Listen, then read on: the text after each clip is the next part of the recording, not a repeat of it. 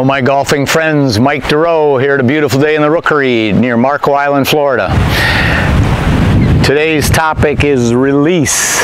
Releasing the club. That's what happens as you're hitting the ball and through the ball. A lot of different words for it. Let it go, release, swing the arms, okay? I think there's three basic releases. Players that hit hooks let their right forearm go over left. If I get my right forearm to roll over my left, my club will get left of my hands and be shut. Okay, watch. Where's the club right now? Left of my hands. If I hit a fade, I would spin my body and my club would be right of my hands and I would be open. I'd hit a fade. And if a hook is left and a fade is right, what is perfect? Well, that's what I strive for, and that is I let the club come down, catch up to my chest, and it's even with my hands toe in the air.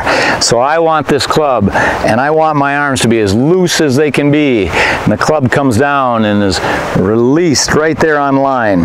They call it, this is a strange one, the Spider-Man move. Because if you were going to shoot a web out of your wrist, it would have a slight bend here, a slight web right there, and you go, all the good players do that, men and women. The club releases, the arms get away from them, but there's that picture right there. So that is the Spider-Man move. Can you do that with arms like dish rags? Can you get it back and go, woo, right there? Okay, it's wonderful when it happens. Now, when do arms cross over? You're looking at my left arm and my watch, and then in a split second, you're looking at my right arm. There's my right arm, there was my left arm. The answer is the law of physics says it'll happen when the toe of the club catches up to your chest. So the trouble in golf, or not the trouble, the secret, is where is my darn chest? Okay, if I swing back and I spin my chest, I'm not going to catch up to this thing. If I swing back and I keep my chest back here, it's not going to work. But if I move my legs properly, sequence my swing, and my club comes down and catches up to my chest, that's when forearms naturally and unconsciously cross over. Okay, should you have to tell your arm to cross over? No, that'd be a mental construct. Turn them over. If you did want to hit a hook, or if you're hitting a slice right now, there is a phrase, catching raindrops. All that means is if you can roll your elbow, now you're seeing your hand because catching raindrops means rain would fall in the palm of your hand. So if you roll your watch down or elbow down, that's too much, and that would catch raindrops and that would hit a hook. Now, once I learned my left arm doing this, by the way, this is the exact opposite of a chicken wing. A chicken wing is up and nothing rotated. Look, my watch is still facing the camera. And the opposite is fling your elbow over and catch raindrops.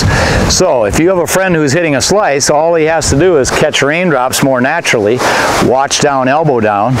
Now, as long as when he doesn't try to spin his chest to do that, he will hit a draw, because if I get my elbow down and my palm to the sky, where's the club right now, Peter? And you go, it's left of my hands.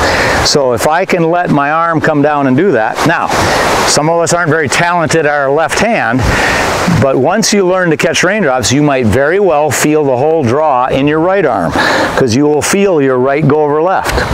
They say that young Tiger Woods, his hips were this fast, okay? So his forearms had to be so fast to catch up to it that sometimes his forearms would actually slap together. Now, that's not the shot you want to work on, because that's quite a thing to try flap your forearms together, but that's also quite a release. Remember, in topspin in tennis, they come over the ball like this. So in tennis, for them to hit a nice topspin. Well, in golf, if you spin too fast, you're underneath. Look at my arm is underneath, and that's going to hit a slice. But if your arms come down and naturally cross over and your right goes over left, that's a perfect little sling.